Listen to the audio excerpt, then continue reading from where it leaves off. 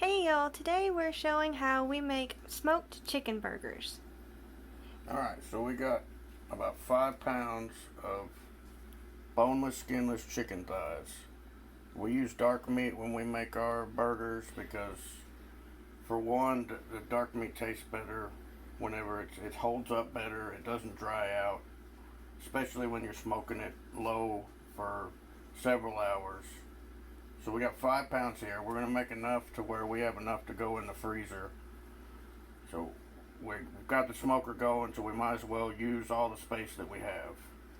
So we're going to grind these 5 pounds up, and then I'll show you everything else that we put into it and how to make the patties.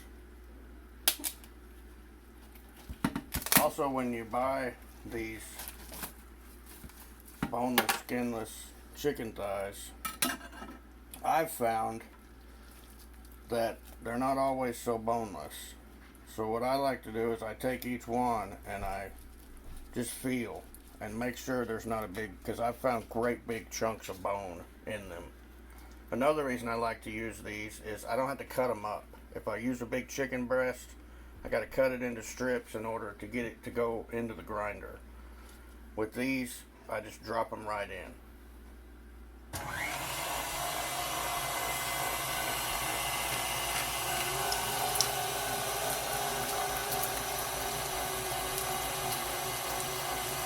See, there's a big piece of bone right there.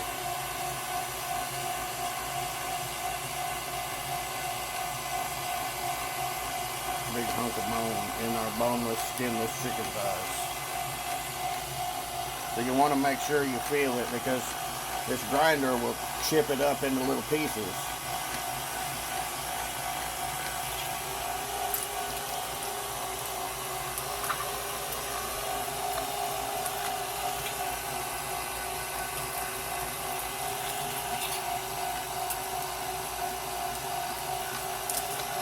There's another one. Big chunk of bone.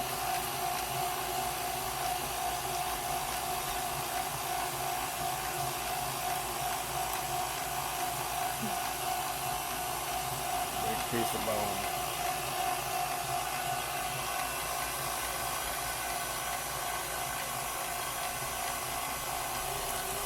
The quality on this stuff went way down since 2020. Here's another big chunk of bone. Some packages I've gotten where I've gotten a piece of bone in every thigh, and some of them I've gotten them where there's not any. So I always check.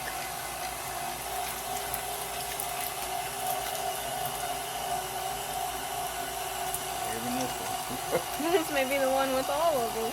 Every one.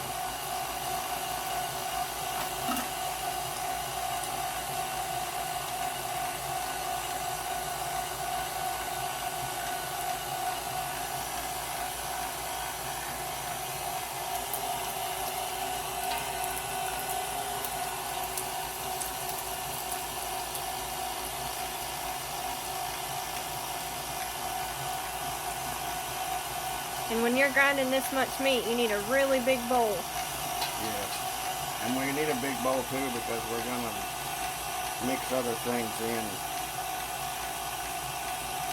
when we make our patties, before we make our patties.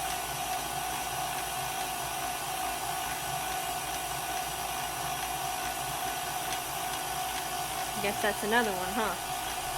Just got a little piece of bone.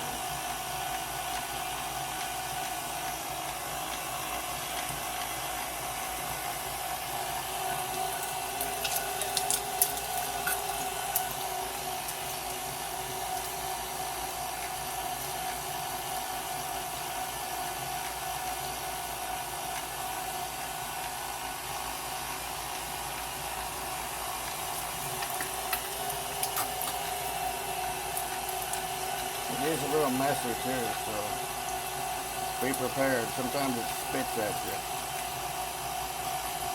If you can catch it just right where it's just ever so slightly frozen, it doesn't get as messy.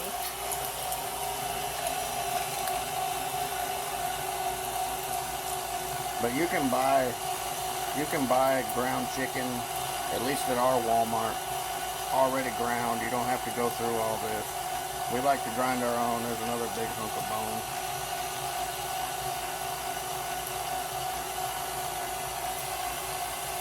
It usually works out to where it's a little cheaper to grind it on your own.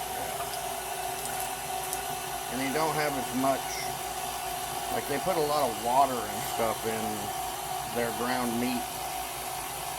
So you're not losing as much in the cooking process because we're not adding all that water in like they do. That's how when you go buy a pound of ground beef and you cook it, when you're done, you're like, what happened to all of this? It's because all that, they injected a bunch of water, another big piece of bone.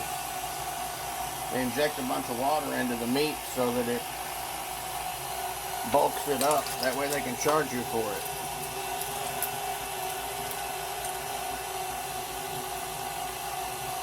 Another reason why we grind our own.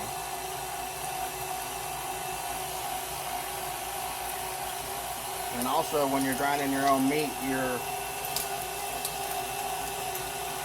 chances of having E. coli in your ground meat is so much less because we're taking a solid piece of meat and grinding it up.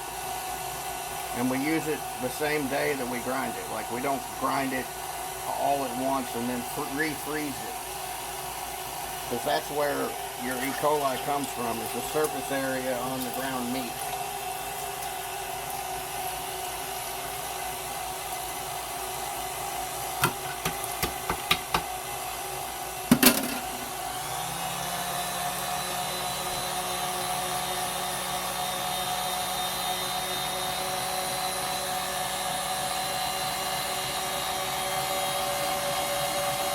Usually turn it up at the end, all the way up. That way you can get them little bits that are in there and grind them.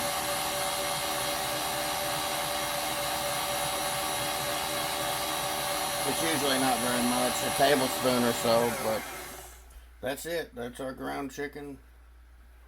We'll be back with you in just a minute and I'll show you how we make the patties. Alright, so we got everything all ground up, all our 5 pounds of chicken. We've got a cup of regular breadcrumbs, a cup of panko breadcrumbs. We've got 8 ounces of these cheddar cheese sticks cut up into 1/2-inch chunks. You can use any kind of cheese you want. You can get a block of cheese. You can use Monterey Jack cheese. Let your imagination go wild because it's cheese and it's delicious.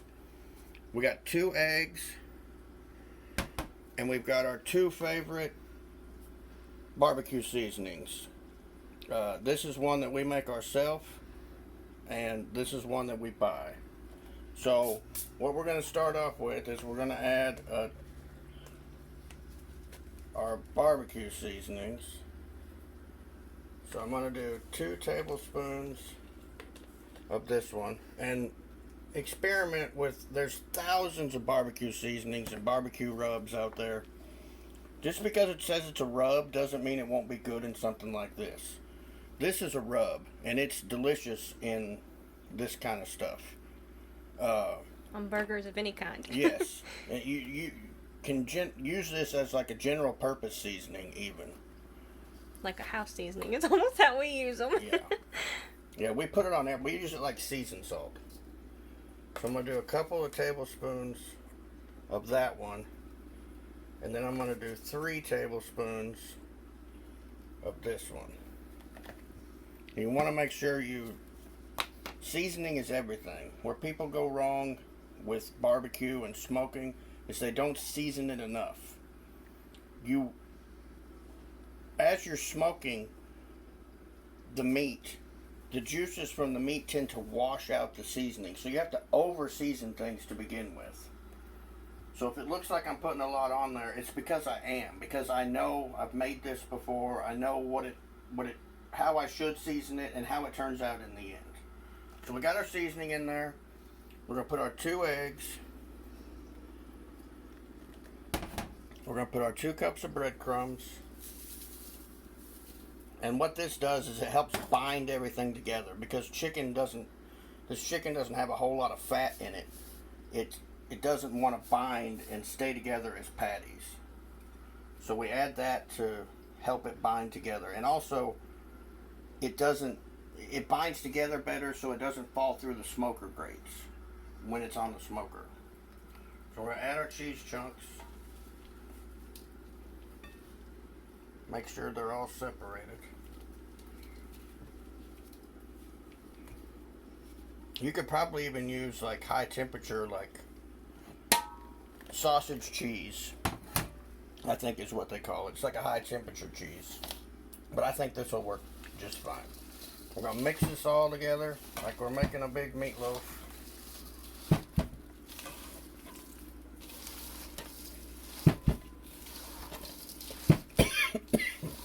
Excuse me. The seasonings are coming after you. Yes, they are.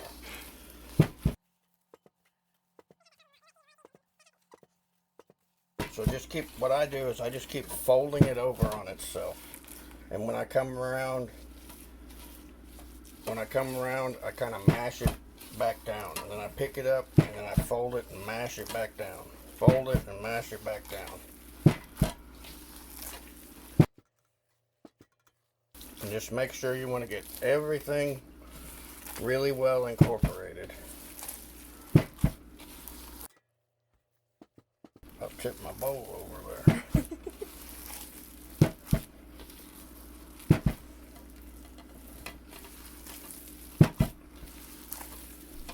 And I can tell by looking at this that with the color and everything that I want a little more seasoning. So I'm going to have my assistant here grab me another tablespoon of this and another tablespoon of this. So we'll put a tally at the end of how much we use, but it's going to vary for you because you're going to be using different seasoning than I am.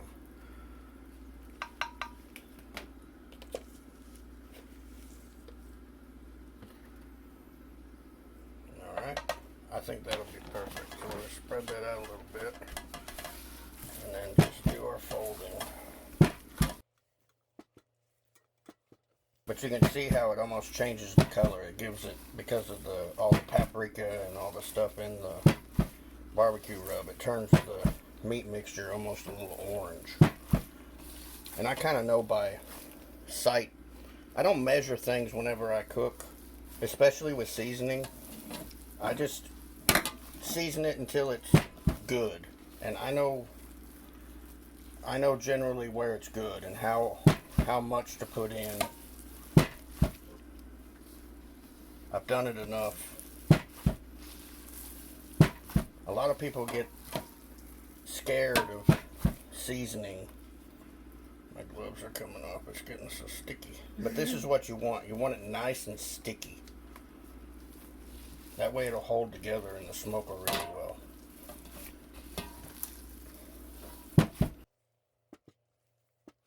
And he does really good. He makes it taste better than all the local barbecue places around here. Yeah, most of these local barbecue places that are around here, they smoke their meat pretty well, but they don't season it. And they rely on their barbecue sauce to do everything. And not trying to be mean, but their barbecue sauce is horrible. We never use it. Like, you go to one of these places and you'll get a pound of meat and they'll give you a big old jug of sauce to go with it. And it just gets poured down the drain because it's horrible. Alright, so we're pretty thoroughly mixed there. See how I can just pat it down and make one giant patty? That's kind of what you're looking for. You want it to be sticky. So now we're going to make our patties. We're going to make pretty big ones because we're only going to have one big burger for dinner every night. So just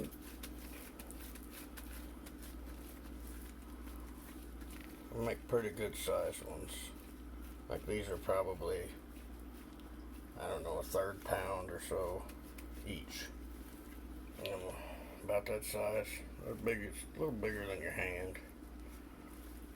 And you can make them whatever size you want, but... And they usually shrink some. Yeah, a little bit. With chicken, you don't have as much shrinkage because doesn't have all the water and all that stuff in it, but...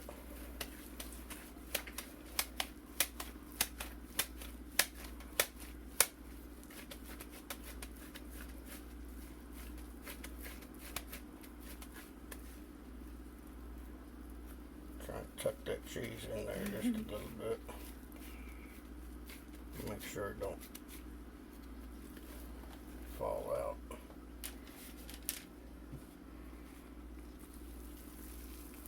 But when you're making your patties, I got way too much on that one, but if you take your meat and roll it up into a ball and kind of toss it in your hand like that, especially if you got chunks of stuff in there, it'll help get that air out in the patty. So, and then all you do is come back and flatten that out. So we got some sheet pans over here. We're setting them on with some wax paper. That makes it easier to go to the smoker. Yes, a lot easier. And it makes it easier to get them off, because if you stack them all up on a plate, they want to stick to one another.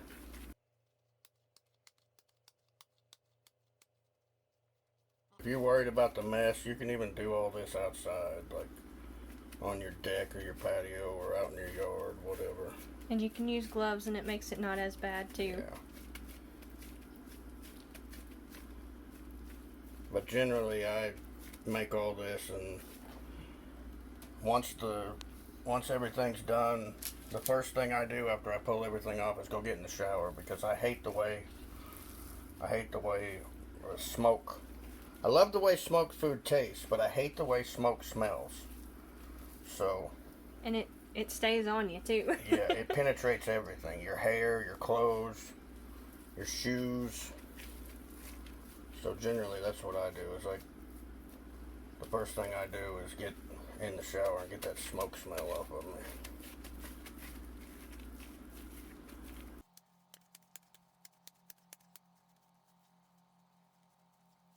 But just try and make your patties as uniform as possible. You want them all around the same thickness. The diameter is not so much as important as the thickness is. You want them all to be about the same thickness.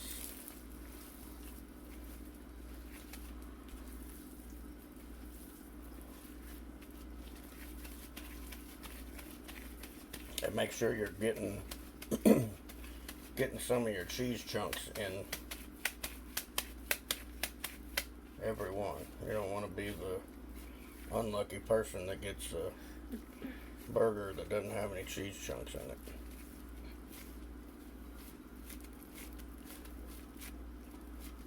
But adding cheese to anything makes it better, in my opinion. Not everybody loves cheese, but we do. We do. We'll even do this with lasagna, where I'll cut up. We'll probably make a video on that at some point. But I'll cut up chunks out of string cheese and little nuggets, and I'll put them in the lasagna. Just mix it in with the meat mixture, and that way you get a little surprise, a little chunk of deliciousness. That one doesn't have a whole lot of cheese in it, so I'm going to put an extra one in here.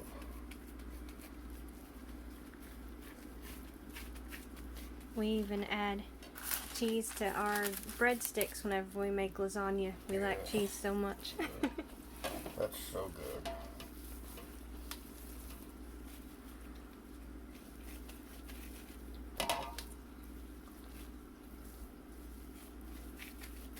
And you can do this with chicken, you can do this with beef, you can do this with pork, you can do this with lamb. We don't. If you can find it. Yeah, we don't cook a whole lot with lamb because it's literally impossible for us to find. We would if we could, but they just don't sell it where we are. But there's not. If you drive around and look at farms and homesteads and stuff around here, virtually no one has sheep either. So I don't know if that's part of the reason.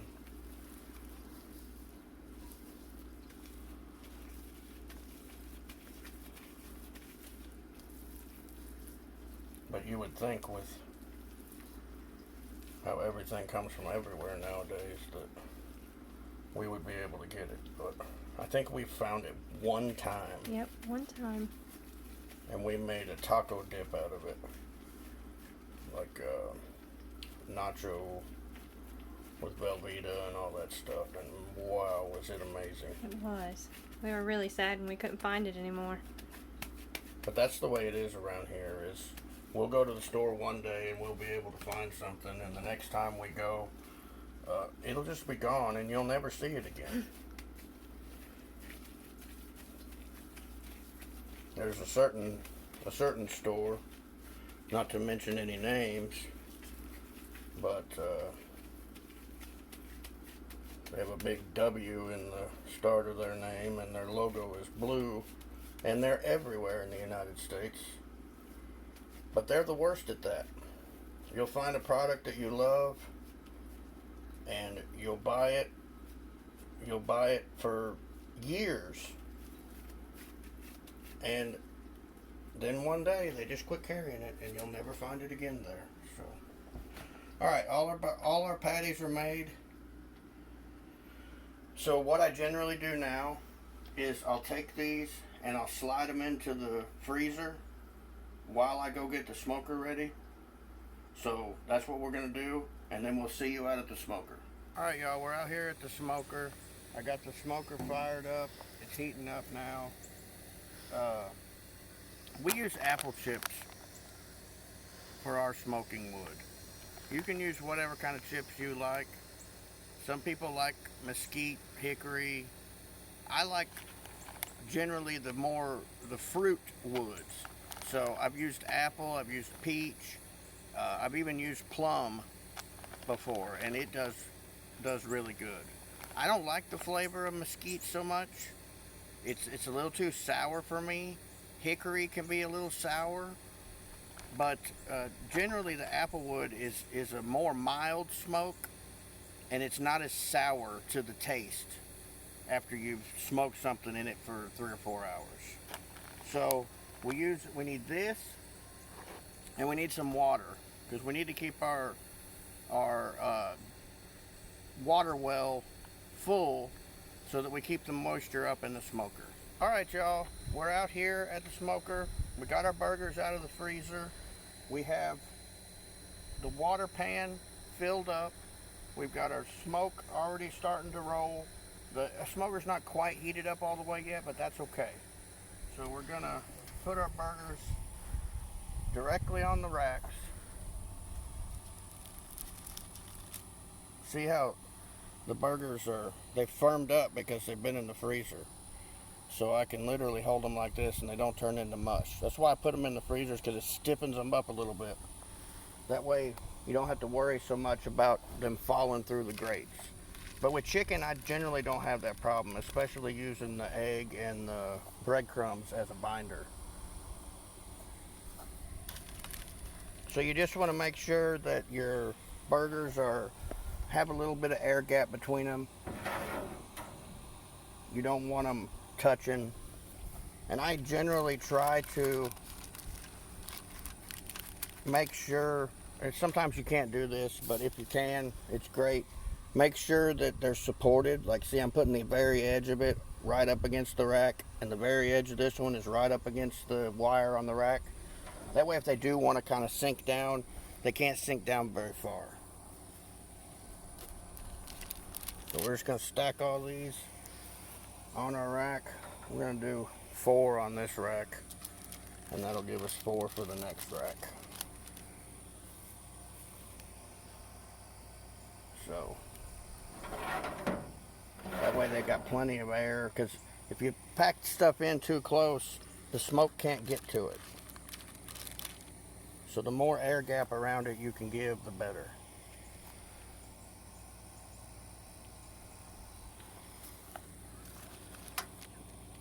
Another thing about your smoker, a lot of people want to clean their smokers, and that's if there's stuff falling off of the inside of your smoker, like when the stuff gets all built up and it starts falling down onto your food, then yes, you should scrape the sides down. But don't ever take a pressure washer or soap or anything like that and clean the inside of your smoker. It should look like a fire pit, because that's essentially what you're trying to replicate with an electric smoker. Don't clean your smoker. All we clean is the racks, like the grates that we set the food directly on. Clean the racks every time, but don't clean the inside of your smoker. All that smoke continually builds up, and all these little deposits that you see, that's all smoke. And when we turn this thing on, we can not put any chips in there, and it'll start smoking again. And it adds a lot more flavor too. Does. It adds more of the smoke flavor. But don't worry about it, because your food's not touching any of that anyways.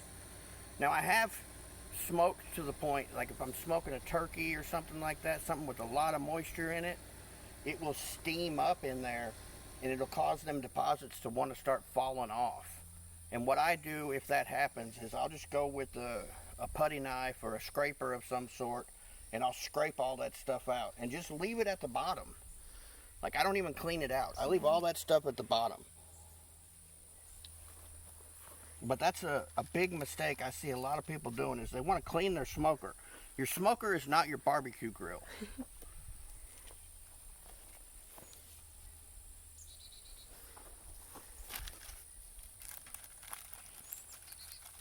So we got one more here. Gonna put it on the rack. Slide the rack back in there. You see our steaming, see our smoke starting to roll out of there.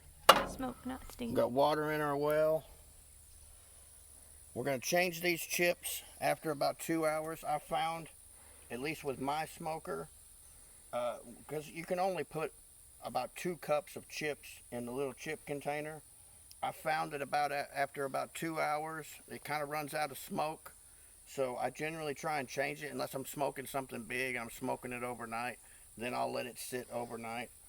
But after about 2 hours, I'll change the chips, and we're gonna smoke these burgers for around 4 hours at 225 degrees. Now, if your smoker's different, they all take different amounts of time, they all cook differently. Just stick a thermometer in your burger. If you're unsure if it's done, it should be about 180 degrees. And if you get that temperature, you're good. So we'll see y'all in about 4 hours. All right, y'all, I lied to you. I don't know what I was thinking. I was thinking about smoking bone-in chicken, and I usually do it for 4 hours.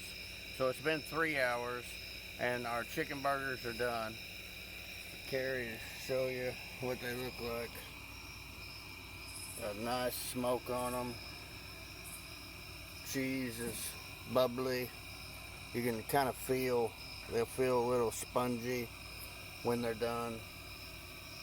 So we're gonna take them off, put them in a pan, take them in and let them rest for a little bit, put them on our homemade pretzel buns, and we're gonna eat dinner.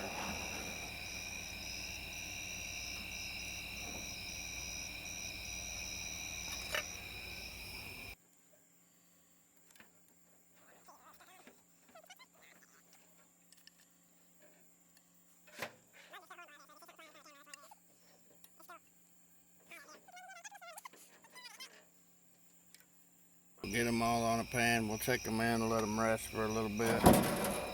And like I said, we'll put them on our homemade pretzel buns. They'll be good to go. All right, y'all.